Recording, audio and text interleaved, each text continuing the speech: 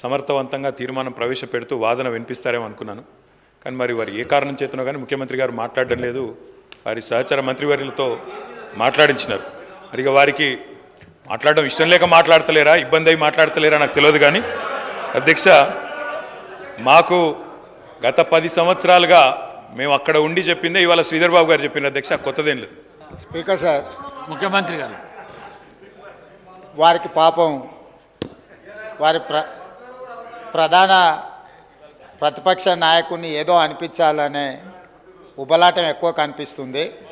ఇంత అత్యంత కీలకమైన 4 కోట్ల తెలంగాణ ప్రజలకు సంబంధించిన హక్కులు, అనుమతులు, నిధులు సర్వం ఈరోజు మనం ఇక్కడ చర్చించుకుంటున్నాం.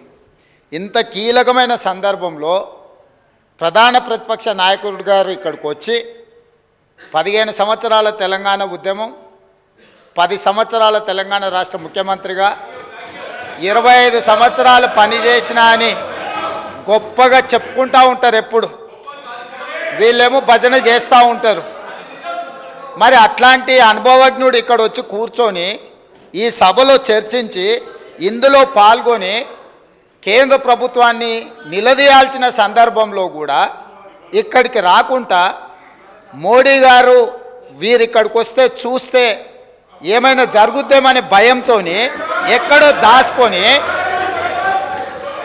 దాచుకొని ఇక్కడ వీళ్ళని పంపించి వీళ్ళ అధ్యక్ష మాట్లాడేది తెలంగాణ రాష్ట్ర ముఖ్యమంత్రిగా కేంద్ర ప్రభుత్వం నిన్న ప్రవేశపెట్టిన బడ్జెట్లో తెలంగాణకు జరిగిన అన్యాయాన్ని, నిధులను, అనుమతులకు సంబంధించి నిన్నటికి నిన్న స్పష్టంగా మా మంత్రివర్గ సహచరులకు చెప్పడమే కాకుండా ఈరోజు ఈ సభలో ఈ తీర్మానాన్ని ప్రవేశపెట్టి అందరి అభిప్రాయాలను తీసుకొని ఈ తెలంగాణ రాష్ట్రానికి న్యాయం చేయాలని మా ప్రభుత్వం ముందుకు వచ్చింది. కాబట్టి ఆ సభ్యులు ప్రస్తావించాల్సిన అంశాల మీద దృష్టి పెడితే అది తెలంగాణ రాష్ట్రానికి ఉపయోగపడుతుంది. అట్లా కాకుండా ఇట్లాంటి వివాదాస్పదమైన విషయాలు మాట్లాడితే వారి నాయకుడి యొక్క బండారం బయటపడుతుంది. దానివల్ల వారికే నష్టం జరుగుతుందని నేను సూచన చేస్తున్నా అధ్యక్ష.